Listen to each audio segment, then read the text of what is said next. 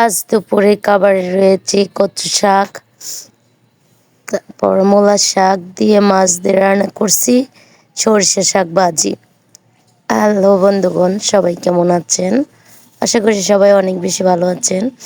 আমি অসুস্থতার কারণে বেশ কিছুদিন যাবৎ কোনো ভিডিও সুন্দরভাবে আপলোড করতে পারি না। তো আমি আমার যে সবজি বাগান করছিলাম সেখানে গেছি অনেক দিন পরে। সেখান থেকে কিছু সরিষা শাক, মূলা শাক নিয়ে আসছি, কচু শাক, সেগুলোই আজকে রান্না করছি। এই যে এটা হচ্ছে সরিষা শাক। সরিষা শাকটা হচ্ছে ভাজি করব, সেই জন্য প্রথমে সিদ্ধ করে নিচ্ছি। সরিষা শাকের একটা হচ্ছে বিশেষ সমস্যা, যেটা হচ্ছে সিদ্ধ করার পর শুধু ডাটা ডাটা দেখা যায়। আর এদিকে হচ্ছে গিয়ে শাকটা ভাজি করার জন্য পেঁয়াজ ও রসুন কুচি নিয়েছি, এগুলো সরিষার তেলের মধ্যে ভেজে সুন্দরভাবে এখন হচ্ছে এখানে দিয়ে দিব। দিয়ে নেড়ে চেড়ে আর কিছুক্ষণ 2 মিনিটের মতো হবে নেড়ে চেড়ে উল্টাপাল্টা করে নিব। নিলেই হচ্ছে গিয়ে শাকটা ভাজি হয়ে যাবে, সরিষা শাকটা। তো শাকটা ভাজি হয়ে গেল। এ পর্যায়ে হচ্ছে কচু শাকটা ভাজি করার জন্য কচু শাককে আগে থেকে সিদ্ধ করে নিয়েছিলাম। সরিষার তেল দিয়ে দিয়েছি, পেঁয়াজ রসুন, এখন 5 ফোড়ন দিয়ে দিচ্ছি, অল্প একটু হলুদ দিয়ে দিচ্ছি, একটু মরিচ দিয়ে দিলাম, সেই সাথে কাঁচা মরিচ লবণ আগে থেকে অ্যাড করে রেখেছি।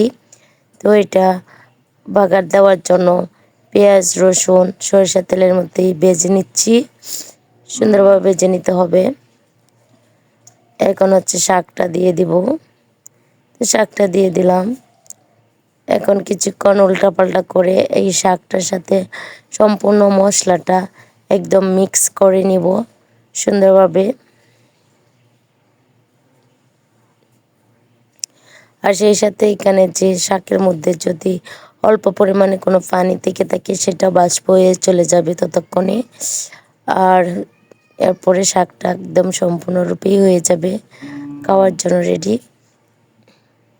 তো কচু শাক খাওয়ার মূল উদ্দেশ্য হচ্ছে শরীরে হিমোগ্লোবিন, যে রক্তের পরিমাণ বৃদ্ধির জন্য কচু শাকে প্রচুর পরিমাণে আয়রন থাকে, সেটা শরীরের জন্য খুবই কার্যকরী। সেজন্য যেহেতু আমি হচ্ছে একটু অসুস্থ, সেহেতু চেষ্টা করতেছি শাক সবজি বেশি বেশি করে খাওয়ার জন্য। আর আমার কণ্ঠ তো পরিবর্তন হয়ে গেছে, সেজন্য তো আমি কোনো ভয়েসে সুন্দরভাবে দিতে পারছি না। আমার কাছে অনেক বেশি কষ্ট হয় কোনো ভিডিও করলে, যখন আমি ভয়েস ওভার করি। সেজন্য আমি কোনো ভিডিওই করি না সত্যি কথা বলতে গেলে।